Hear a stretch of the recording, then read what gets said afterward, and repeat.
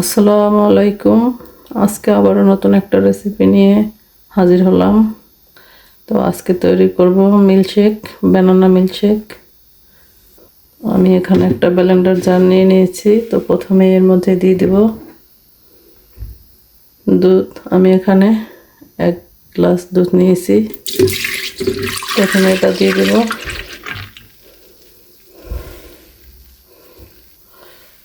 আমি এখানে 1.5 গ্লাস দুধ ব্যবহার করেছি। এরপর দিয়ে দিব কলা। আমি এখানে 2টি কলা নিয়েছি।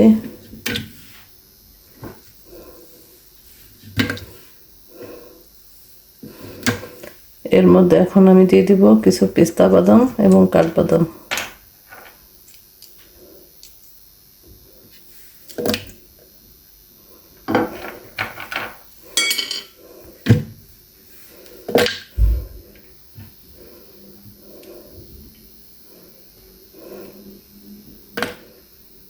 দিয়ে দেব 2 চা চামচ চিনি।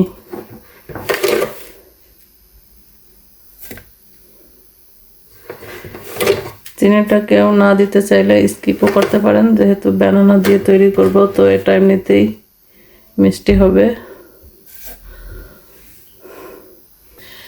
এখন দিয়ে দিব আইস কিউব।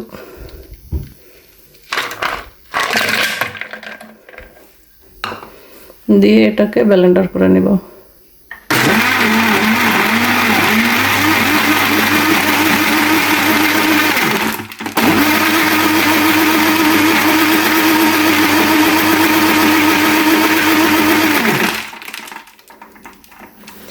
আমি এটাকে একটু দেখে নিচ্ছি কিরকম হয়েছে।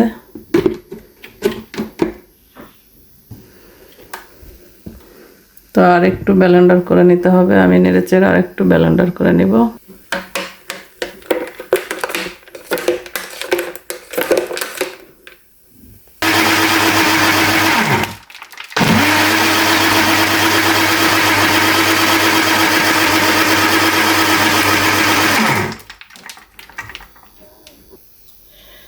এখন এটাকে ঢেলে নিব।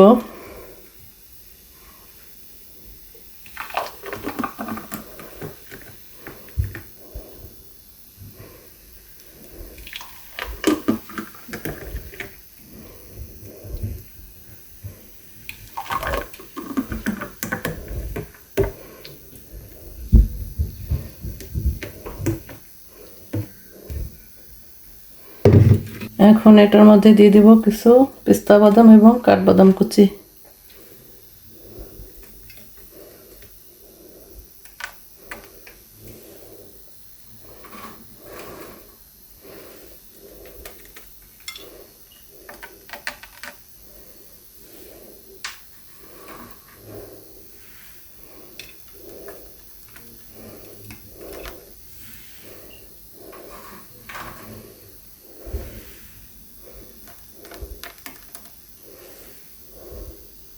এই তো রেডি হয়ে গেল মজাদার মিল্কশেক, বানানা মিল্কশেক।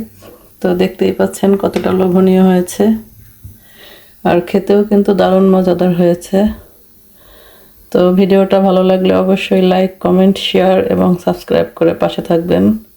তো সবাই ভালো থাকবেন। আসসালামু আলাইকুম।